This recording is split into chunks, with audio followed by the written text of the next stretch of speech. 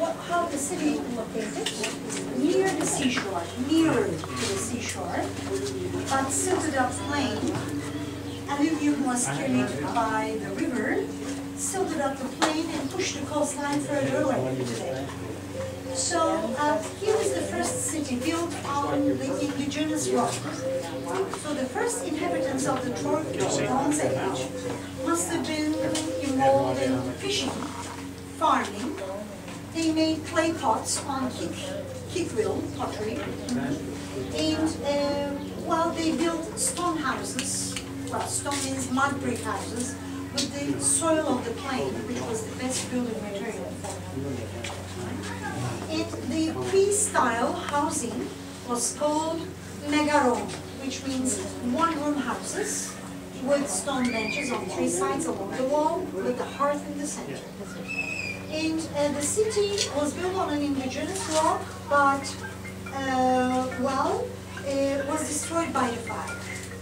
The city was burned down, and then the second Troy, the third, the fourth, the fifth, were built on top of another. And finally, the ninth city of Troy, which dates back to the Roman era, AD period, was built on top with the temple to goddess Athena, and Odeon, the theater, the Roman buildings were scattered in a larger territory on the same mount. When Troy was abandoned, probably the inhabitants were assimilated within the newcomers, built a newer city nearby, or they immigrated to other parts of the mainland. So the city was abandoned.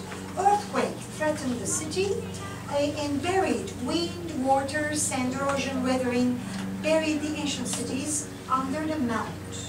So when Schliemann came to the site, it was a big mound of soil with 9 layers of cities with 42 settlements. So the height of the debris was about 90 feet, 100 feet high. So Schliemann dug a piece out of this, let's say this part, and then he went from top, where he started, down to the bottom, down the treasure. The 6th city of Troy, indicated in red, dated back to 1700, 1200 BC, is the time for wartime. And this is called the Homeric Troy, the 6th city of Troy, which was surrounded by this formidable wall. That's why the Greeks, Achaeans, couldn't get through.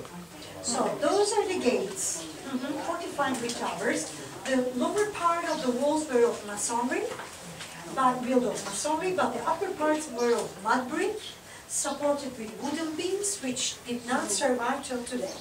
So what we will see basically are the remains of the lower part of the walls, foundations of the megaron houses, of the buildings like the temple. The highest part of the hill, Acropolis, was the temple of Athena, and the sea here and the sea there. Sea by the Dardanelles side and the Aegean Sea side, and Scamander and Smois, where they meet in front, where the Trojan War was believed to have taken place, right, in front of the plain. And the main source of spring water was from the mountain up on Same thing as she loved in the toilet. From the mountain, and by means of aqueduct from about 50 kilometers, that's about 30 miles away from Troy, supplied the water to the city. Wherever they found a flat platform to build new temporary housing in times of war, they came into the city. Otherwise, it came into the walled city. Otherwise, common people must have lived outside the walls, but the rulers, the ruling class, ruling families, lived within the wilderness. On the left-hand side, yes, this shows us the height of the hill, indicated in letters up to the top. Okay, this is how the colors show us what the city was like in different periods. Earthenware pipes. As we start slowly walking up the side, the babies up in the car.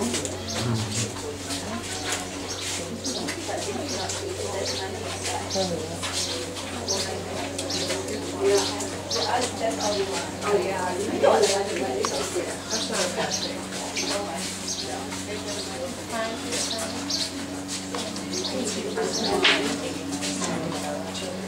Absolutely. You did a great job.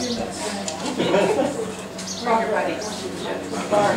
Can you see the babies on that? Barb. Oh. See the babies?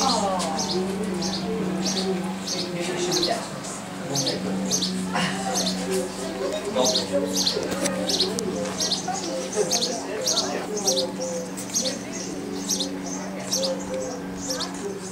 Bodies.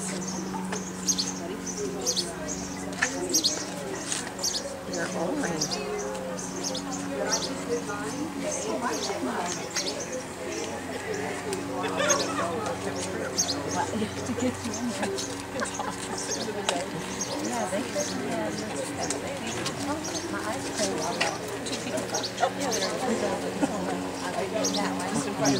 Yeah,